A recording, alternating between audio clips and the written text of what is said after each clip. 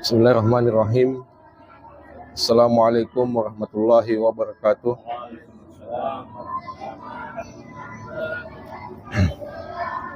Alhamdulillah, alhamdulillahi rabbil alamin. Wassalatu wassalamu ala asrafil anbiya'i wal mursalin Sayyidina Muhammadin wa ala alihi wa ashabihi ajma'in, amma ba'd. Pertama-tama, puji syukur kembali kita panjatkan kehadirat Allah Subhanahu wa Ta'ala, karena pada kesempatan malam hari ini kita kembali dapat dipertemukan di dalam salah satu daripada majelis-majelis ilmu. Kemudian salam dan salawat tak lupa pula senantiasa kita kirimkan kepada junjungan kita Nabi besar Muhammad Sallallahu Alaihi Wasallam, Nabi yang membawa manusia dari alam kegelapan menuju alam yang terang benderang seperti yang kita rasakan saat ini. Kaum muslimin, jamaah maghrib yang dimuliakan Allah Subhanahu wa Ta'ala. Adapun pada malam hari ini kami akan sedikit mengangkat tema yang agak kontroversi. Tema yang belakangan ini selalu menjadi perselisihan, selalu menjadi perdebatan di antara kaum muslimin. Ya, adapun dengan kami mengangkatnya tema ini bukan berarti kami menguasai tema ini dengan baik. Ya, sekali lagi kami mengatakan bahwa kehadiran kami di sini sebagai pembicara sebenarnya lebih kepada sharing daripada hal yang kami ketahui. Oke, yang akan menjadi pembahasan kami malam ini yaitu hal seputar peringatan Maulid Nabi Muhammad Sallallahu Alaihi Wasallam. Ya, adapun belakangan ini kita sering mendengar ada sebahagian daripada kaum muslimin yang mengatakan bahwa memperingati Maulid itu termasuk bid'ah, ya, atau sesuatu yang baru, sesuatu yang tidak memiliki dalil ya, langsung dari Rasulullah Shallallahu Alaihi Wasallam. Ya, pendapat ini ya sebagian menilai baru muncul sekitar beberapa puluh tahun belakangan. Ya, karena dibukanya keran reformasi pada tahun 1998, ya sehingga informasi bisa masuk dari mana saja. Ya, sehingga ya bermunculanlah berbagai pendapat-pendapat.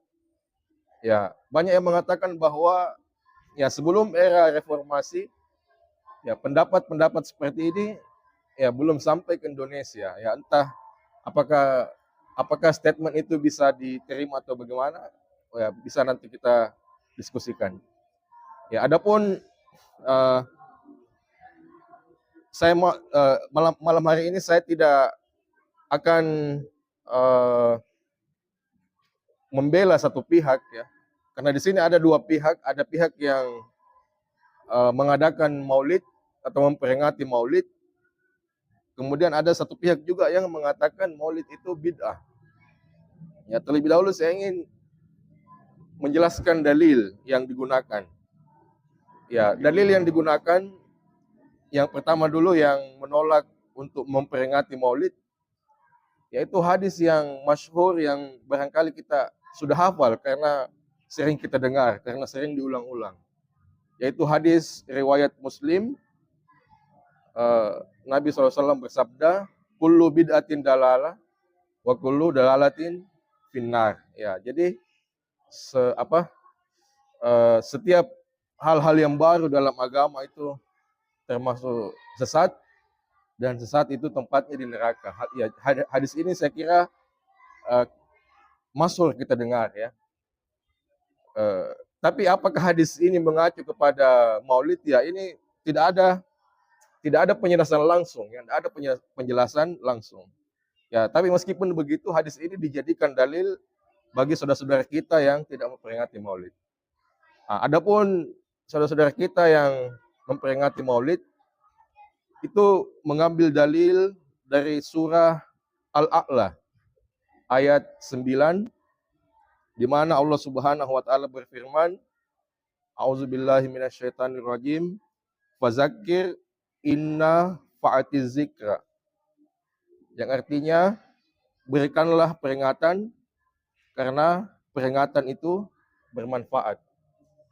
Ya, sebagian saudara-saudara kita menafsirkan bahwa ya, adakanlah peringatan ketika peringatan itu bermanfaat. Jadi selama hal yang dilakukan itu bermanfaat, maka tidak mengapa. Jadi tidak termasuk bid'ah. Jadi ini dua pendapat yang dianut oleh sebagian besar kaum muslimin di Indonesia. Ya, entah kita berada di mana, ya itu silakan menurut kepercayaan masing-masing. Ya, adapun yang saya ingin sampaikan malam ini, ada salah seorang ustadz di sosial media itu membuat statement bahwasanya ya mengenai perselisihan ini, mengenai perselisihan tentang yang membolehkan maulid dan yang membidahkan maulid, ya itu beliau mengatakan bahwa sebenarnya di sini esensinya itu bukan kepada siapa yang benar atau siapa yang salah ya. Jadi apakah yang memperingati maulid itu benar atau yang tidak memperingati maulid itu benar, itu sebenarnya bukan masalah ya. Jadi yang mau menurut beliau yang mau memperingati maulid silahkan, yang tidak mau juga memperingati maulid silahkan ya, karena ini bukan hal yang wajib ya, ini hal yang mungkin bisa dikatakan hanya sebagai syiar ya, hanya sebagai metode dakwah ya, ya terlepas dari perselisihan tadi ya. Tapi menurut Ustadz di salah satu sosial media tadi, yang jadi masalah adalah ketika kita misalnya yang memperingati maulid, kemudian kita merasa lebih baik daripada yang tidak memperingati maulid, atau justru sebaliknya ya, kita yang tidak memperingati maulid justru merasa lebih baik daripada yang memperingati maulid. Inilah yang menurut beliau yang tidak tepat ya, yang salah sebenarnya di situ. Ya, karena ketika kita melakukan ibadah ya, ibadah apapun itu tidak serta-merta kita kemudian ketika kita melakukan suatu ibadah kemudian orang lain tidak melakukan sama seperti kita, itu tidak serta-merta kita bisa mengatakan bahwa kita lebih baik. Ya. Masing-masing dari kita memiliki cara ya beribadah yang ya kita peroleh dari guru-guru yang berbeda, kita peroleh dari sumber-sumber yang berbeda, dan tidak bisa kita ukur kebaikan seseorang itu dari cara beribadahnya sama dengan kita atau tidak. Ya, apalagi kalau ada statement, dan ini memang ada statement yang seperti ini, bahwa yang tidak memperingati maulid itu tidak mencintai Rasulullah Shallallahu Alaihi Wasallam. Saya kira statement ini sangat berlebihan. Ya, karena kenapa? Ya, karena ukuran seseorang itu mencintai Nabi Muhammad Shallallahu Alaihi Wasallam itu bukan dilihat dari satu hal. Ya, bukan ketika kita maulid kita melaksanakan maulid secara otomatis, kita bisa vonis, kita bisa hakimi bahwa kita ini cinta Rasulullah. Dan tidak bisa juga kita ketika ada saudara kita tidak melaksanakan maulid, kita langsung vonis mereka tidak mencintai Rasulullah. Jadi untuk menilai seseorang itu mencintai Rasulullah SAW itu bukan dilihat dari satu hal. Ada banyak dimensi, ada banyak hal yang harus kita penuhi untuk memenuhi syarat kecintaan kita kepada Rasulullah SAW. Tidak dapat dilihat dari satu hal saja. Tidak kemudian misalnya kita sudah memakai pakaian yang sama dengan Nabi, kita sudah mengaku sebagai mencintai Nabi. Apakah akhlak kita sudah seperti Nabi? Ya, dan apakah kemudian ketika akhlak kita seperti Nabi, ya, dan masih banyak lagi pertanyaan-pertanyaan yang harus kita jawab. Jadi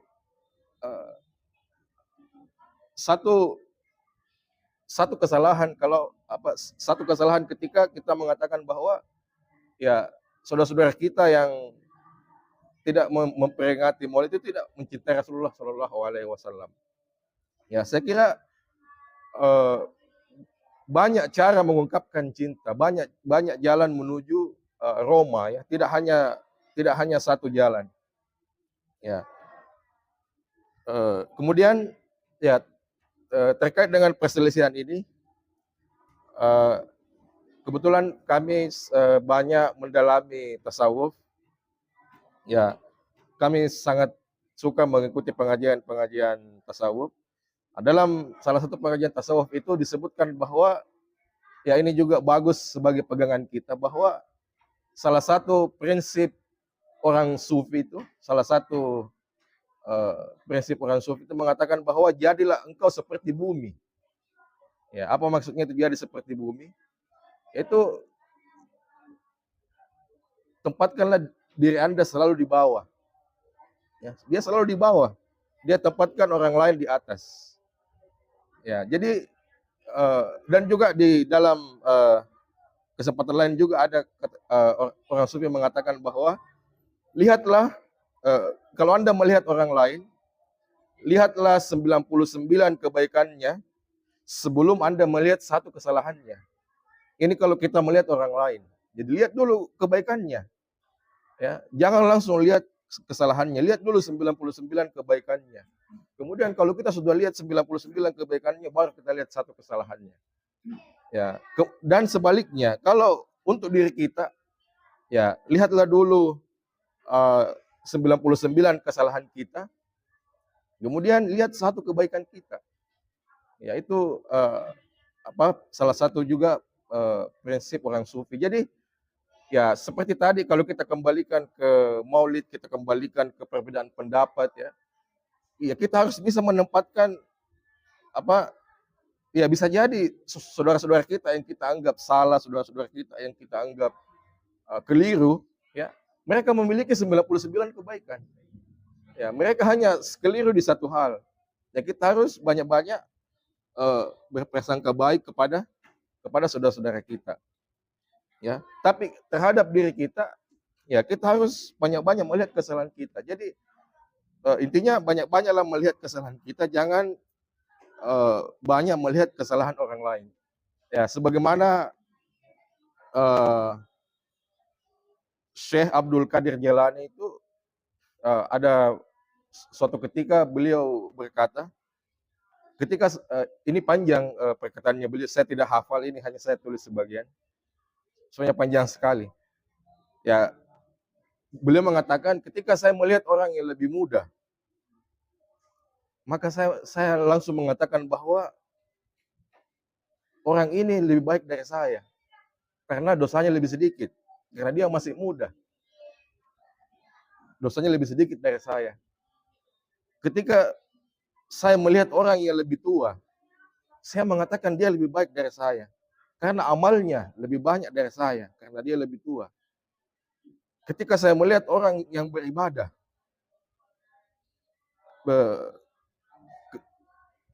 ketika saya melihat orang yang beribadah, maka saya mengatakan bahwa dia ini lebih khusyuk dari saya.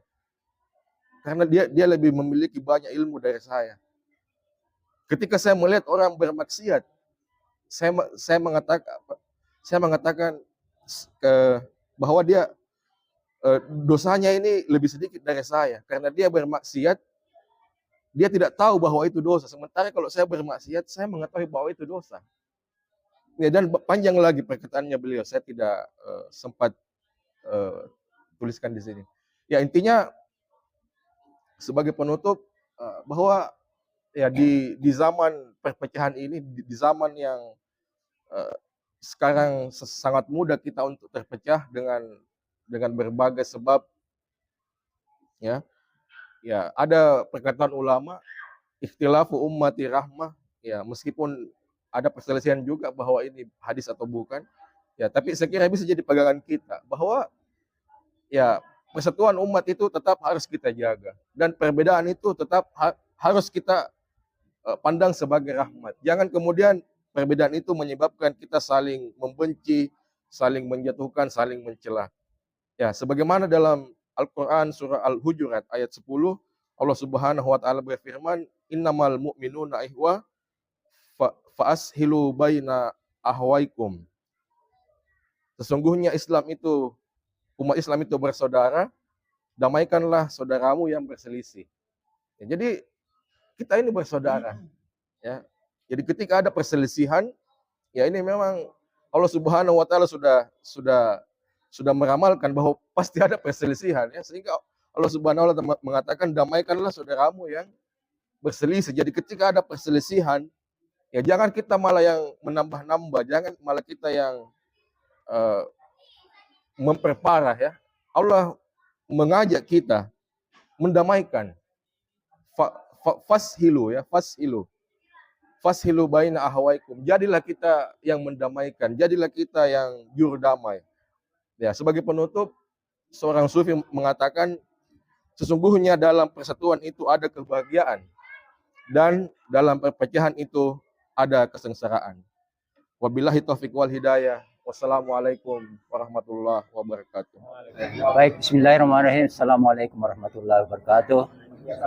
Baik, terima kasih atas kesempatan yang diberikan.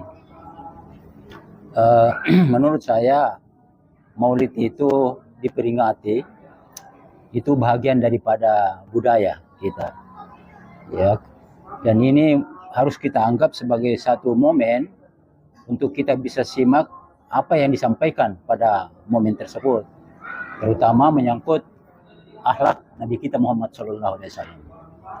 Seperti kita ketahui semua bahwa panutan yang paling sempurna adalah Nabi Muhammad SAW. Jadi sesungguhnya, jadi ada hadis itu mengatakan bahwa Nabi mengatakan bahwa sesungguhnya aku diutus ke bumi ini tidak lain untuk menyempurnakan akhlak mulia, ya. Jadi itu intinya. Sehingga Maulid sebagai wadah untuk kita membicarakan tentang akhlak-akhlak itu sangat positif menurut saya, ya.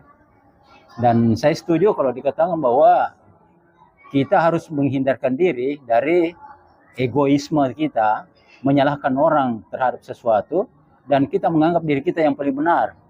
Nah, ini berbahaya sekali. Dan itu sebenarnya akhlak yang sudah dicontohkan oleh Nabi. Bagaimana Nabi itu dalam kesehariannya selalu merendah dibanding dengan yang lain. Nah, inilah merupakan modal utama bagaimana kita bermasyarakat, berbangsa, bernegara, ya, karena kita tahu bahwa tugas-tugas bernegara ini kan luas sekali pengertiannya, ya. Jadi dari semua aspek kehidupan bisa kita bangun, termasuk di dalamnya menyelenggarakan Maulid itu sebagai wadah untuk mengembangkan, membicarakan tentang kemaslahatan masyarakat, bangsa dan negara ini. Ya. Jadi menurut saya pribadi bahwa menyelenggarakan peringatan Maulid itu adalah sesuatu yang positif. Banyak nilai-nilai plus yang bisa didapat dari orang-orang yang membawakan ceramah di situ. Ya, itu, ya. Saya belum melihat unsur negatifnya, ya. Kalau dari segi huwa Islamiyah, artinya dalam kaitan dengan budaya-budaya Islam, menurut saya penyelenggaraan Maulid itu bisa dipertahankan ya. Walaupun ada yang mengatakan bidah hasanah ya, bidah tapi masih baik. jadi jadi bidah itu masih baik. Ada pendapat begitu. Mungkin sedikit dari saya itu. Assalamualaikum warahmatullahi wabarakatuh. Assalamualaikum warahmatullahi wabarakatuh. Saya ingin mengutip anggota Al-Khair dari Nigeria itu. Jadi maulid itu katanya tidak ada anjuran dalam Quran, demikian hadis. Itu suatu inovasi. Dan kita harus memandangnya ini memang bukan ibadah itu, tapi itu adalah culture, budaya. Jadi dia bukan sunnah, tetapi di dalam memperingatinya ada sunnah. Kan ada saling menasihati. Jadi sebenarnya kita bisa berbeda, tapi jangan saling menyalahkan. Yang menyalahkan itu yang salah. Ya. Jadi yang melaksanakan maulid, jangan menyalahkan yang tidak melaksanakan. Sebaliknya, jangan pula dilarang orang melaksanakan maulid. Karena itu adalah satu budaya yang memang tidak dicontohkan oleh Rasul, tetapi suatu perbuatan yang baik. Kalau ini pengertian bid'ah ini perlu dipahami. Bid'ah itu berkaitan dengan ibadah. Jadi sesuatu pembaharuan atau bentuk-bentuk pelaksanaan ibadah mahdaib yang bertentangan dengan petunjuk itu yang bid'ah. Tapi ini kan bukan ibadah. Tapi cara memperingatinya memang beda-beda. Ada juga yang negatif. Semua menghanyutkan makanan. Nah, itu jadi bukan maulidnya yang salah, tapi cara. Ya, jadi cara. Makanya ada yang tidak setuju, tapi dia mengeneralisasi. Kemudian biasanya itu ada selalu bersanji. Bersanji itu memang ada pemahaman. Sebagian dari umat kita itu menganggapnya itu sebagai hampir sama dengan hadis. Ya. Bahkan itu dianggap sesuatu yang wajib. Bersanji itu adalah karya tulis dari Ja'far al-Barsanji yang memenangkan sayembara tentang kecintaan kepada Rasul. Dan memang dalam syairnya memang ada yang cenderung berlebihan. Kalau kita baca itu ada yang agak mistik, yang bagaimana tiba-tiba pusatnya itu langsung terpotong. jadi mungkin itu yang kurang disetujui. Tapi kita harus ingat bahwa itu adalah, jadi dia akan puitis ya. Jadi itu satu penggambaran kecintaan. Jadi puisi ya. Jadi boleh saja kalau satu puisi kan bisa berlebihan ya. Jadi itulah saya kira seperti yang disampaikan tadi, kita bagaimana kita menyikapinya untuk tidak saling menyalahkan dan saling menghargai. Dan itu kan suatu yang seperti yang dikatakan Pak Ismail tadi, sangat banyak nilai-nilai yang bagus yang kita bisa ambil dari situ, terlepas dari hal-hal yang negatif itu. Terima kasih. Assalamualaikum warahmatullahi wabarakatuh. Kalau teman-teman yang mengatakan bahwa maulid itu adalah budaya, saya mengatakan bahwa maulid itu adalah ekspresi bentuk kecintaan kepada Rasulullah SAW yang berbeda-beda cara pelaksanaannya. Ada yang merayakan dengan maulid, ada yang merayakan dengan menghanyutkan makanan semacam di Cikuang itu yang dihias perahu itu sedemikian rupa. Itu adalah bentuk daripada ekspresi masing-masing daerah dan berbeda. Tapi kalau kita katakan apakah sahabat tidak bermaulid? Justru sahabat yang bermaulid. Tapi cara ekspresinya beda dengan orang-orang kita sekarang. Kita merayakan maulid pas hari kelahiran Nabi. Tapi para sahabat boleh dikata setiap hari dia bermaulid. Setiap dia berkumpul pasti membicarakan Nabi. Itu bentuk ekspresi cintanya kepada Nabi. Setelah Nabi wafat, apabila dia pernah mempersamai Nabi untuk berjalan di suatu tempat, apabila Nabi pernah melewati tempat, dia tunduk begini, maka dia juga tunduk begini. Apabila ada suatu tempat batu, Nabi pernah duduk, maka dia singgah duduk. Begitulah ekspresi maulid mereka para sahabat. Nah, di belakang itu, maka orang mengacu kepada hadis yang dimaksud tadi narasumber bahwa bidah, tapi saya sependapat dengan Pak Nur Samsuta mengatakan ini bukan syariat yang baru. Kalau syariat yang ditambahkan, maka dia akan bidah. Ini suatu ekspresi dan suatu budaya yang ditampakkan oleh masyarakat kita untuk mengingat bahwa lahir seorang baginda Rasul sallallahu alaihi wasallam, yaitu Sayyidul Alamin, penghulu alam semesta ini. Yaitulah jadi dikatakan berbeda, memang salah juga kalau dikatakan kita yang paling benar. Kita ambil contoh Pak Masab. Pak Masab ini berbeda, tapi pernah dia mengatakan saya yang paling benar di antara kan tidak. Itu sebagai bukti bahwa perbedaan itu tidak bisa kita katakan yang melakukan maulid paling benar, yang tidak melakukan paling benar itu tidak bisa. Jadi bagaimana cara kita menyikapi maulid itu terhadap apa yang dilakukan oleh saudara-saudara kita jangan menganggap bahwa itu sesuatu yang salah dan sesuatu yang benar. Ya saya rasa itu yang saya bisa sampaikan, mungkin masalah saudara menambahkan. Memperingati Maulid ini adalah hanya salah satu cara dakwah ya, hanya sebagai syiar Islam yang ya dimulai oleh ulama-ulama kita zaman dahulu, bahwa ya ini memiliki manfaat sehingga ya harus sebaiknya dilaksanakan ya. Ya sebagaimana dalil yang sering dipakai yaitu fazakir inna fa'atiz zikra. Jadi selama itu bermanfaat, maka ya adakanlah selama itu bermanfaat. Jadi saya kira itu ya. Dan kita ya ada juga pendapat Ustadz mengatakan bahwa seperti ini. Metode kita beragama itu kita harus bedakan ketika kita beragama di Indonesia dengan ketika kita beragama di Timur Tengah. Ya, barangkali kalau kita beragama di Timur Tengah, itu memang ada satu mazhab yang resmi dianut oleh negara. Menjadi kesimpulan kita pada malam hari ini ya, bahwa ya dengan berkembangnya teknologi, dengan pesatnya teknologi, saya kira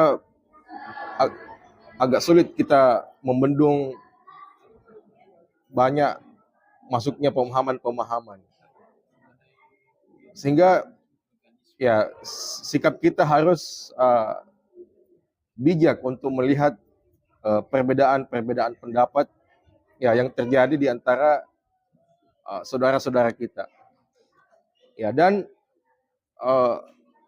memang kalau yang pernah kami dengar dari salah seorang kiai di Masjid Al-Markas, bahwa ya Al-Quran dan hadis itu memang terbuka penafsiran, sehingga bisa jadi ayat yang sama itu ditafsirkan berbeda ya, dan hadis pun yang kita meyakini Al-Quran yang sama tapi dengan penafsiran berbeda. Hadis pun juga kita meyakini hadis yang sama tapi dengan penafsiran berbeda. Jadi memang perbedaan adalah hal yang tidak bisa kita hindari. Ya, tapi bukan berarti dengan perbedaan itu kita harus berpecah, kita harus berkonflik. Tapi jadikanlah perbedaan itu sebagai sarana kita untuk membuktikan bahwa kita ini adalah memang bangsa yang toleran, bangsa yang menghormati perbedaan. Jangan hanya kita terkenal di luar sebagai bangsa yang toleransi terhadap agama lain. Sebagaimana kita dikenal Islam di Indonesia ini ada 5 agama. Satu-satunya negara yang 5 agama hidup di situ dan saling menghormati. Ya, tapi kita juga harus lebih terkenal lagi bahwa kita ini Islam yang menganut banyak pemahaman tapi kita saling menghormati. Saya kira itu yang lebih penting harus kita jaga. Jadi toleransi kepada orang yang berbeda agama kita kembangkan, dan juga toleransi, kita jangan lupa toleransi kepada orang yang seagama yang berbeda pemahaman. Ini juga penting kita harus perhatikan. Ya, karena akhir-akhir ini ya belakangan ini yang selalu menjadi perdebatan. Kita bisa toleransi dengan agama lain, kenapa kita tidak bisa toleransi dengan saudara kita sendiri yang seagama? Ya, demikian saya kira, lebih dan kurangnya mohon dimaafkan. Wassalamualaikum warahmatullahi wabarakatuh.